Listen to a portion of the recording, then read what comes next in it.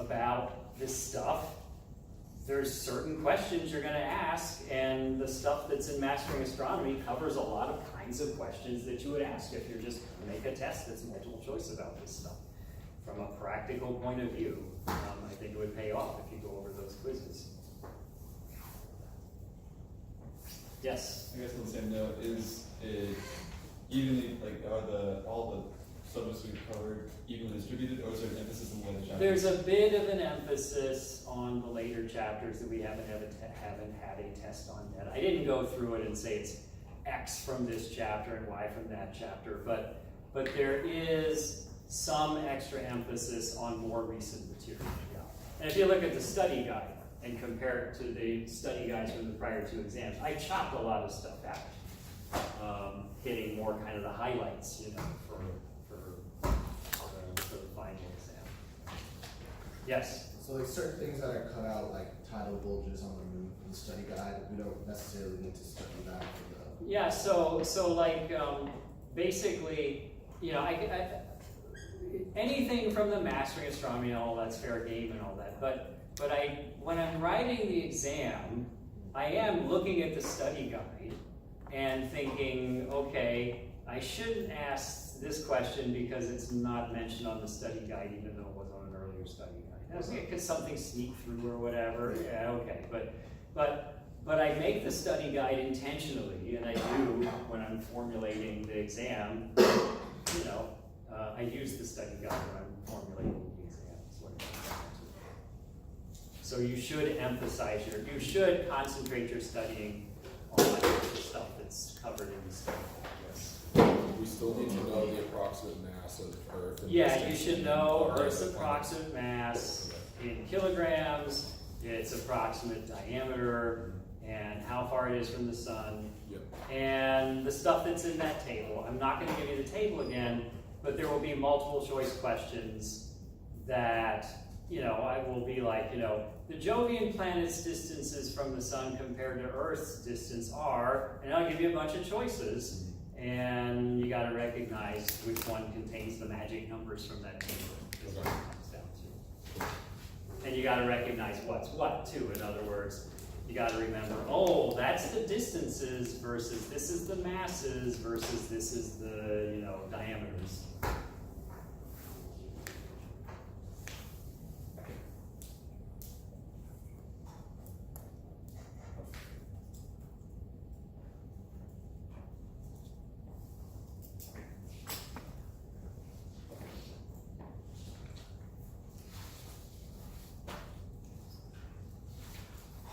So the comments are essentially just asteroids full of ice.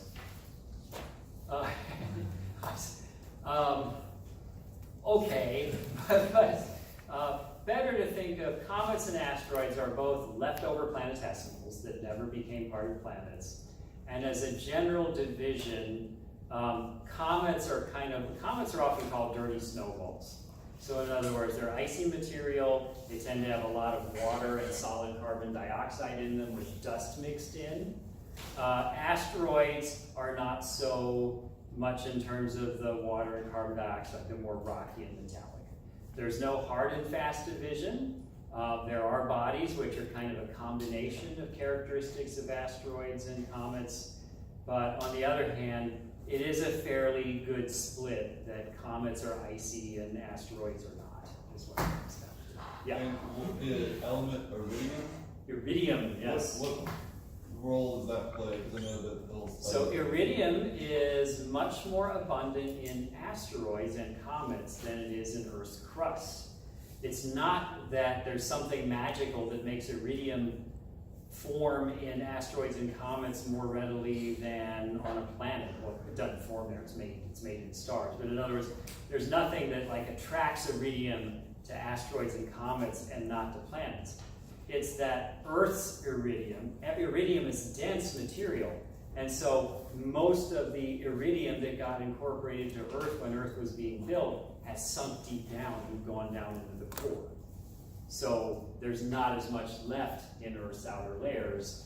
And so if we see in a layer of Earth lots of iridium, that tells us that that probably came from an an asteroid or comet impact that got a lot of iridium into the atmosphere that then settled down around the world and made that layer, is what it comes down to. So that KT boundary, the Cretaceous Tertiary boundary where it marks the debris from the impact that killed the dinosaurs, the relatively high iridium content of that layer is a clue that that layer was formed from a massive impact, is what it comes down to. Yes? Can you talk about a little bit about the Oort cloud? That's way beyond. Yeah, the Oort, so there's two concentrations of small bodies in the solar system. There is the Kuiper belt, and there is the Oort cloud. Then there's the asteroid belt too.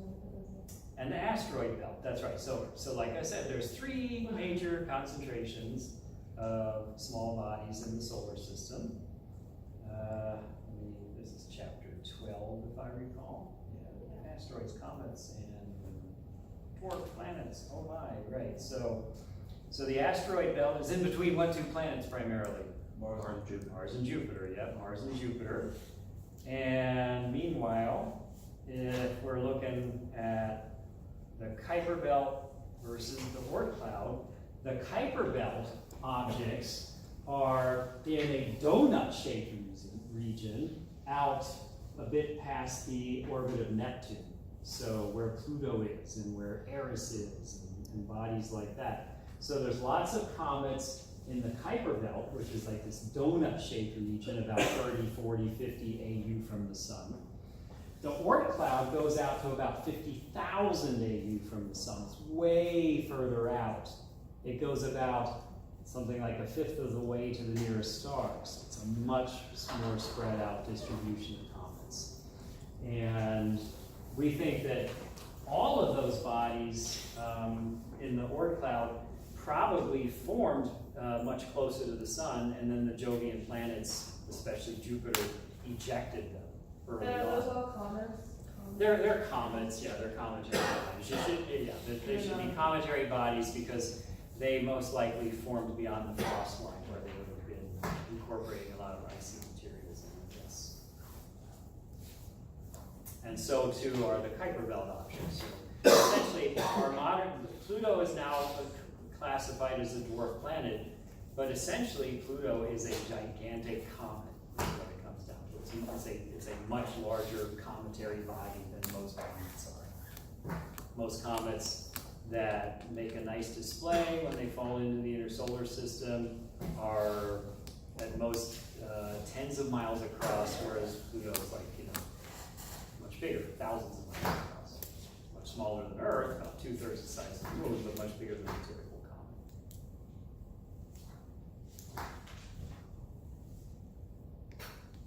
Yeah. Oh, okay, sure. So meteor showers and comets. Comets are kind of meteorites or meteors when they enter and come in and crash. So So comet, a meteor shower isn't caused by anything like a comet crashing to Earth or anything like that. That would be like, oh crap, civilization's ending. I hate it when that happens. But the idea is that a comet leaves behind dust as it gets close to the sun and starts to vaporize. So there's a trail of little dust specks in a comet's orbit that it sheds as it gets close to the sun and then swings back out again.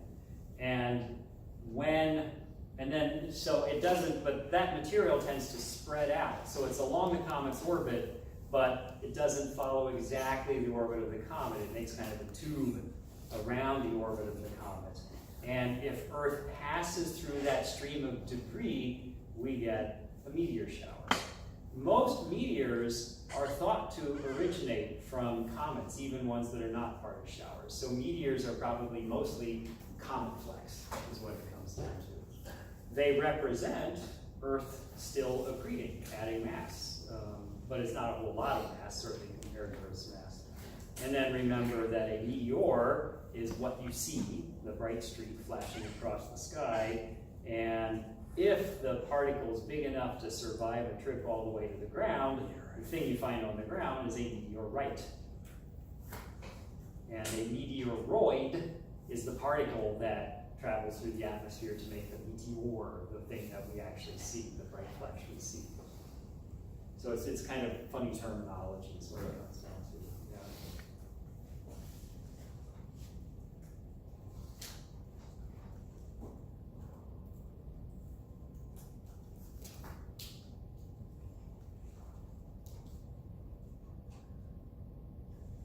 Can Yes. you go over P and S seismic waves? Did that, as a matter of fact, yeah. So watch the very beginning of the video when I posted. That was the very first question I was asked. It's a great question, though. It's important to go over that. Yes. You have to know about Copernicus and all that. About what? Copernicus and Oh, you mean that? I'm not asking you to know the names of like the, Galileo and all that stuff. Just you know Kepler's laws and Newton's laws and all that, obviously. But- Said none of it? Was it? No, I'm not asking you. I'm not going to ask you who discovered things, But certainly, I want you to know what Newton's laws and Kepler's laws are. Yeah. If you're going to this one with the shadow zone. That did that too, as a matter of fact.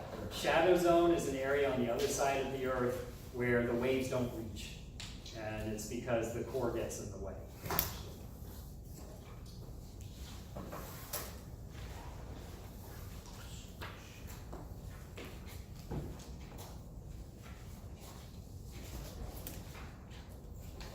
Yes. Could you please go over like the Roche tidal zones?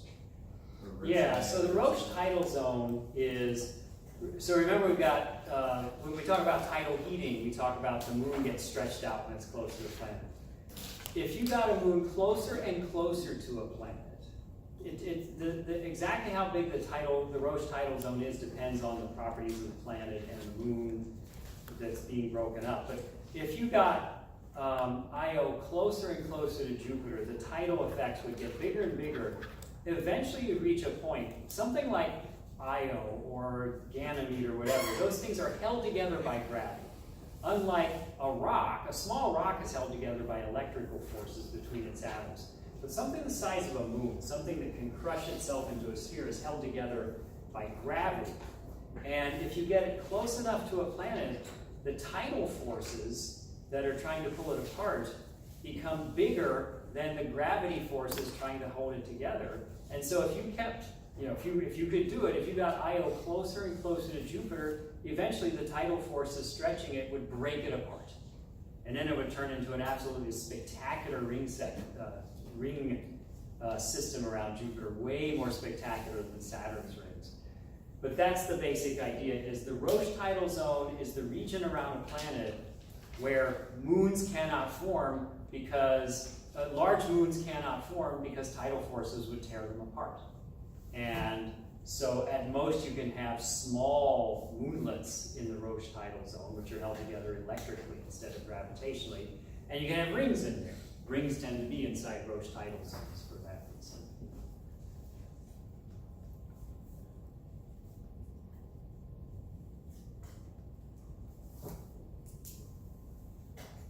Yeah. What causes the flattened perfect disk of? Right, yeah, like why are Saturn and other rings so thin? Yeah, it's collisions.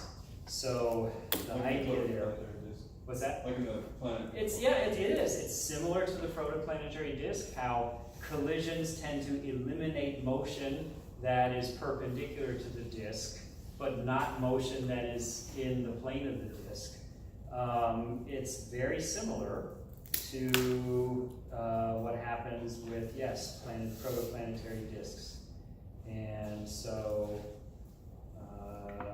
here is the figure from the book somewhere that, I think I've got it in here, illustrates the basic idea.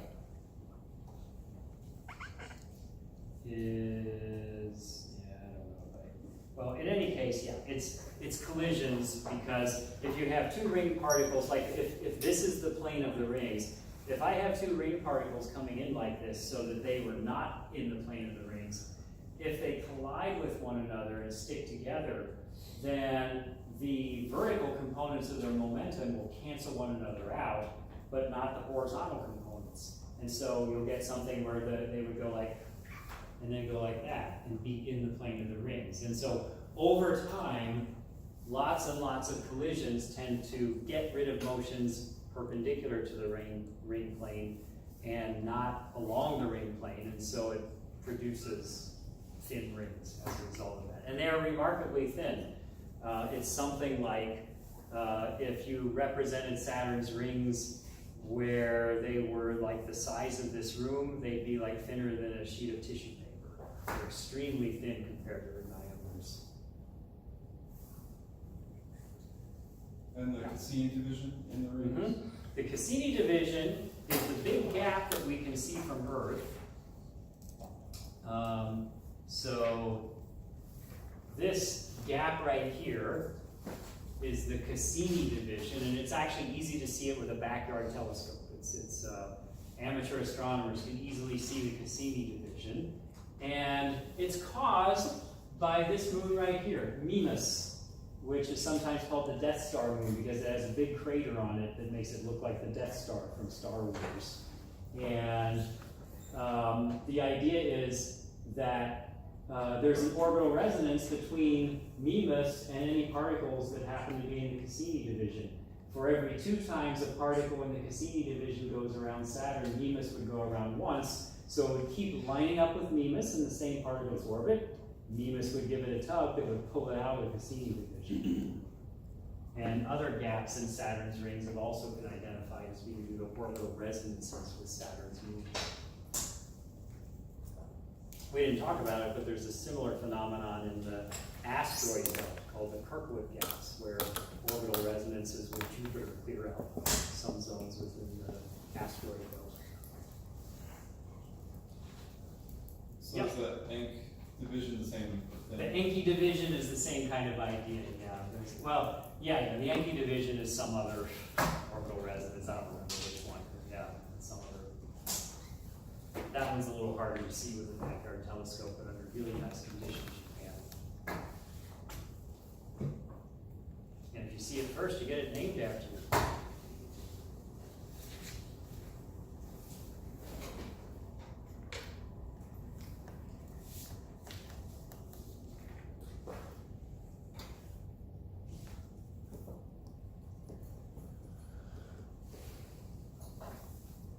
And so I guess how are the rings maintained over time?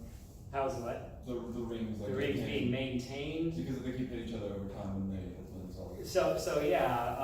It's not completely understood, but it does appear to be the idea that, here's again a figure from your book, that the idea that if you have moonlets in there, bigger than typical ring particles, collisions, impactors, not from the rings, but from outside the rings, can knock particles off of them that can then become part of the rings. And if you have some decent sized moonlets in there, they could serve as a source of ring particles for quite a while. Probably not the age of the solar system. Probably Saturn's rings aren't as old as Saturn is. But on the other hand, if you have a series of movements there, then that could keep the rings going by serving as a source of additional particles. Because the rings will constantly be losing particles, and so if they're going to be around for a long time, you need a source of particles as well.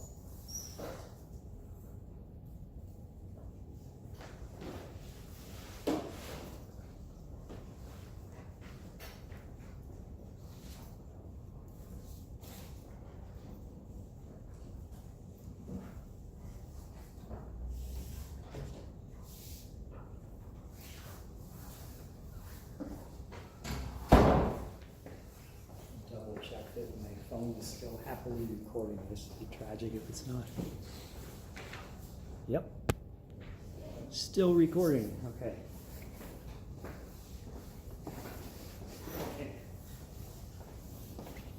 Right, that's telling me to stop. Yeah. Okay. Good. Okay. Okay, the people at home are gonna get a giant view of my hand.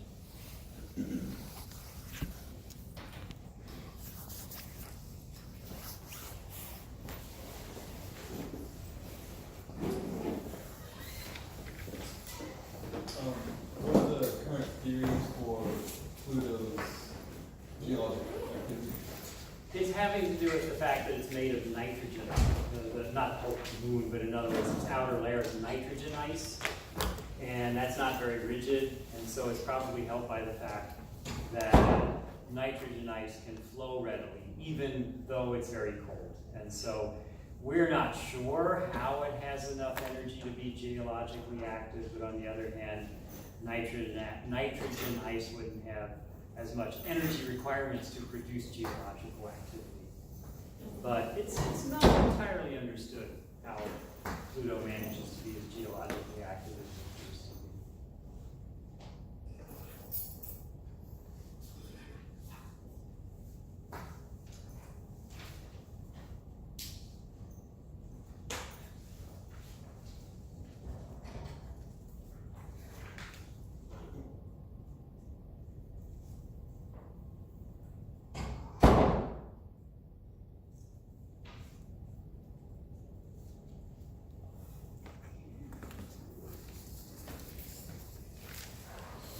That game of chicken where people start to. Yes. The Coriolis effect. I Yeah. understand the primary components of it, but the parts of it, the plates of it on Earth and other planets, like the sections that it creates. Oh, so you're talking about like how Hadley cells get broken up. Yeah, the cells. Right. Yeah, so rotation is what does it. The deflection, the Coriolis deflection due to rotation is what breaks up the Hadley cells. And as you might expect, the faster the planet is spinning, the bigger the effect is going to be. So in other words, on Earth, where'd it go? On Earth, somewhere. Oh, this one, yeah. On Earth, Earth is spinning fast enough that what would be a single Hadley cell in each hemisphere gets split into three, like so. Jupiter, so it depends on two things. It depends on how fast the planet is spinning. It also depends on the size of the planet, because a bigger planet, the surface is moving faster for a given rotation period simply because the material is going further in one rotation of the planet. So Jupiter both spins faster than Earth every 10 hours instead of every 24 hours, and it's also 10 times the diameter of Earth. So that gives it a much stronger Coriolis effect, and so instead of each hemisphere having 3 zones that the circulation is split into, it's split into a larger number, is what it comes down to. And so does that answer your question? Yeah. Yeah. Mhm. Yeah. So, yeah. Is the density of the Jovian planets, we just gotta remember like 4 or is it 5? It's more like 1 for the Jovians and about 5 for the terrestrials. Or for the terrestrial, it's 5? Yeah, the terrestrial is about 5 grams per cubic centimeter, Yep. Give or take.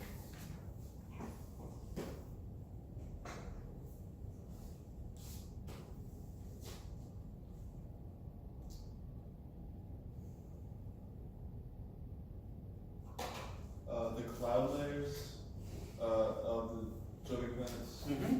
So it's a variety of elements in each layer and like the zones. Yeah, so it's set by the temperatures of the different layers. So in other words, the 3 cloud layers are, there's a bottom layer of water, a middle layer of ammonium hydrosulfide, a compound called ammonium hydrosulfide, and a top layer of ammonia.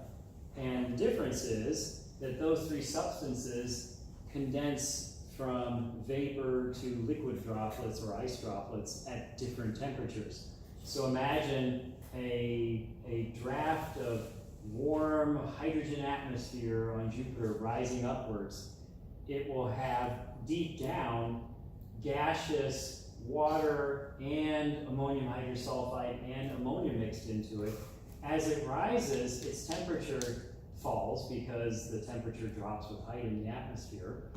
So the first thing that will freeze out and form clouds is ammonia. And then the next thing is ammonium hydrosulfide. Sorry, it's water. The first thing that'll freeze out as it's rising is water. Then the next thing that'll freeze out is ammonium hydrosulfide. And then the next thing is ammonia. So you get 3 layers of clouds because those 3 substances that are able to form clouds freeze out at different temperatures, and that means different heights in the atmosphere. Yep. You have no half-lives? You should know this idea of a half-life, yeah, where in other words, after 1 half-life, half the material's left. After 2 half-lives, 1/4 of the material is left, half of a half.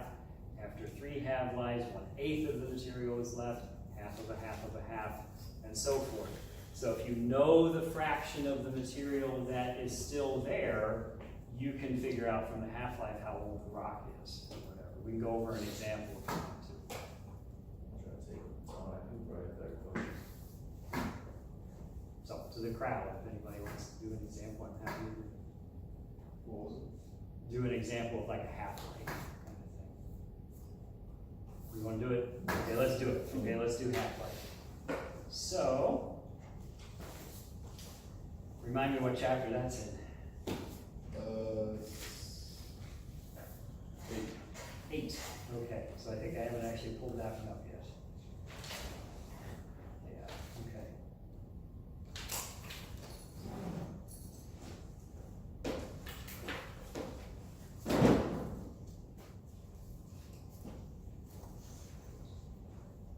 So here's an example right here for potassium 40.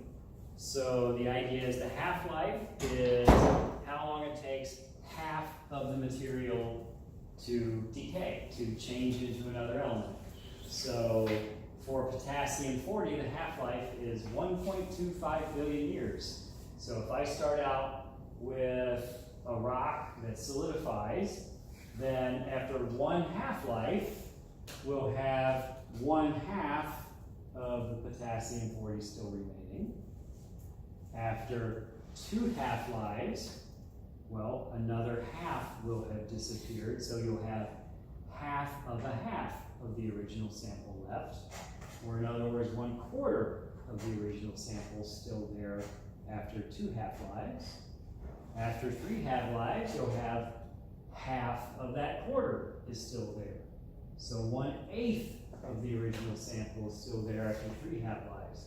So if I had a sample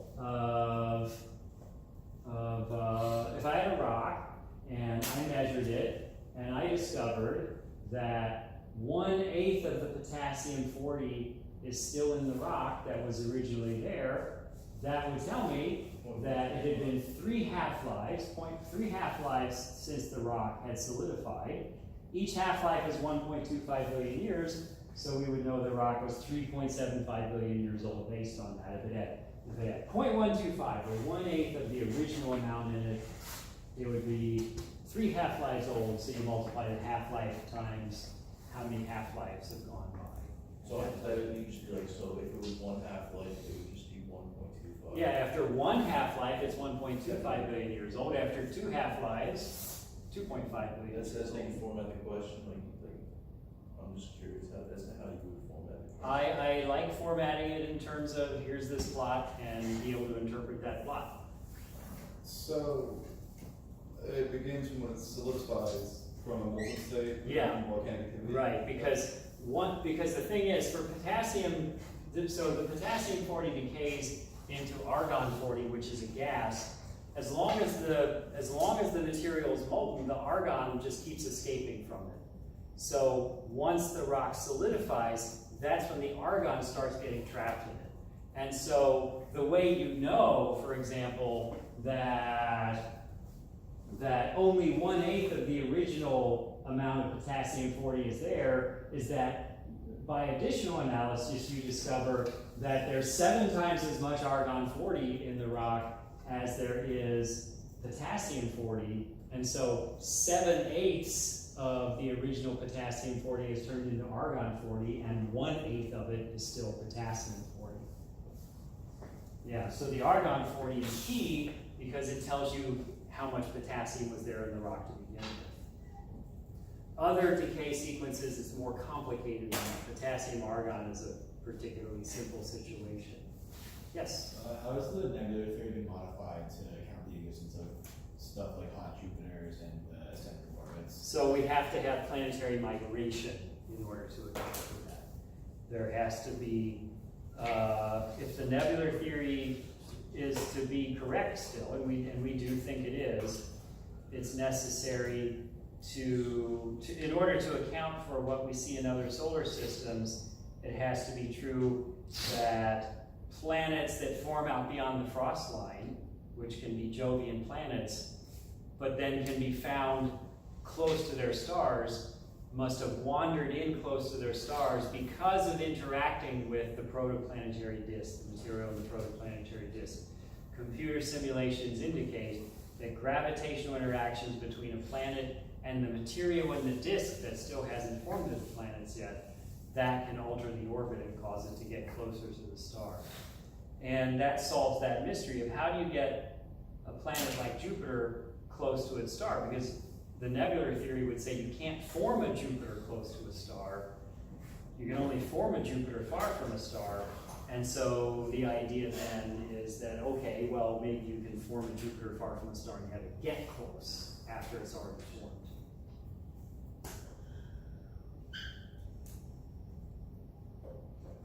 Yep. Are we gonna have to, do the thing in the lecture tutorial that we did that first week, like 2 weeks where you didn't teach? It was like that first 2 weeks where like we had to, like. These are all multiple choice, so there's nothing like writing Celestial answers globe like in the and that multi. stuff.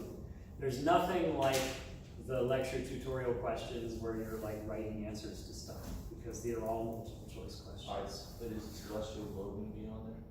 There's stuff from, not the celestial globe per se, but there are some questions about celestial sphere stuff, like it says in the study guide. Like, in other words, you should know what, you should know what the ecliptic is and stuff. What's that? If you put a circumpolar question on there, that'd be pretty cool. You'd like a circumpolar question, okay.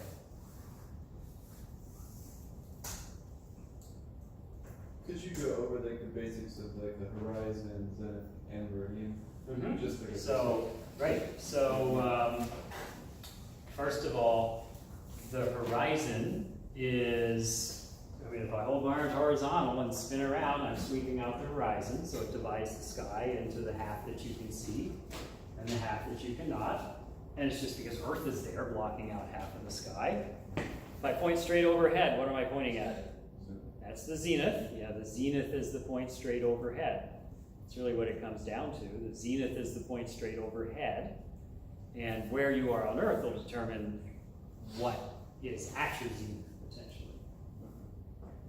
And what about the meridian then? Oh yeah, so the meridian is, if you were to point at the zenith and then go like this so that you're pointing due north and due south along the horizon, you're sweeping out the meridian. The meridian is the circle that goes from due north, straight over your head through the zenith, and then down to due south.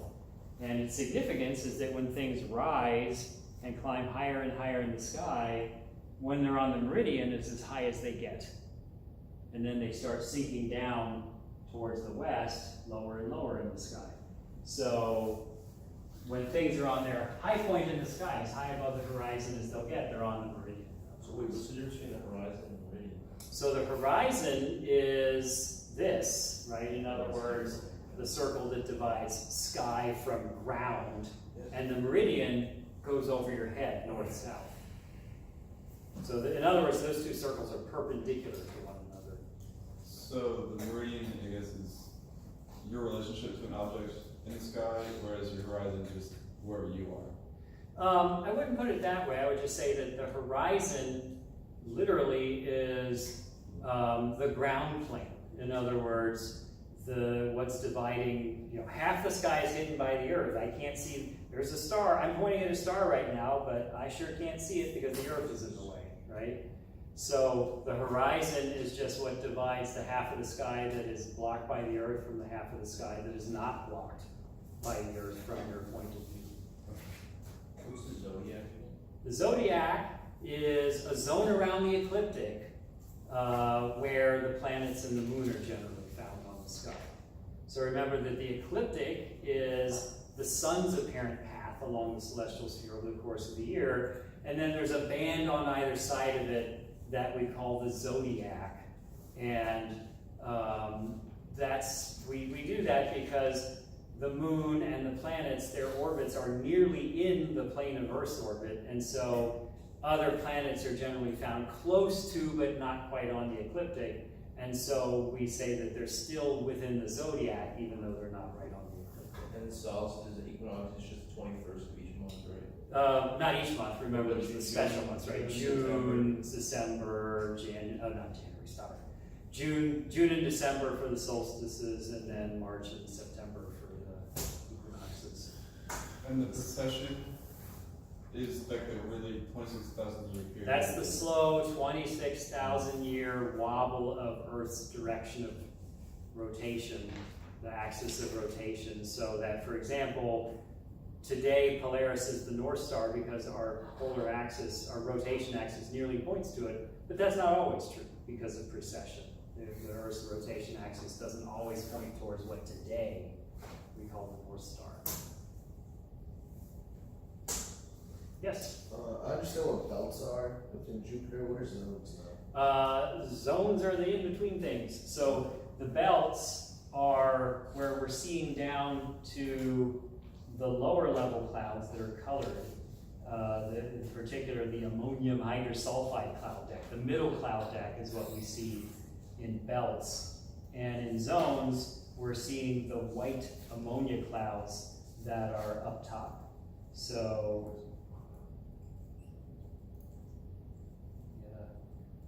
representation of it here. So white's the rising part. Yeah, so right, so the zones are where we see ammonia clouds forming in rising air, and the belts are where we don't, because once the ammonia condenses out to form clouds, when it sinks back down, it's dry. It doesn't have the ammonia in it anymore. And so, in other words, that ammonia cloud deck that I talked about before doesn't cover the whole planet. The ammonia clouds make up the white stripes, the so-called zones on Jupiter, and in between, we see down to that second middle cloud layer of ammonium hydrosulfide, and those are what we call the zones. Why doesn't it? Or the belts, I mean. Why doesn't it cover the whole planet again? Because the clouds in general are formed by condensation in rising convecting air. And so the idea is, and we have a similar phenomenon on Earth, there are latitudes on Earth where deserts tend to be. And deserts are there because you have, those are regions where you've got sinking air from the Hadley cells, where that sinking air has already dumped its water into clouds. And so it's dry by the time it comes back down again. The belts on Jupiter are kind of like deserts in terms of ammonia, because the rising air that has ammonia in it forms the clouds, and then as it spreads away and sinks back down, it doesn't have ammonia anymore, and so it's dry in terms of ammonia. And so you don't have ammonia clouds where it's sinking, and so you see down to that next cloud layer below it. What's an annular solar eclipse? That's when the moon is too far from us to totally cover the sun,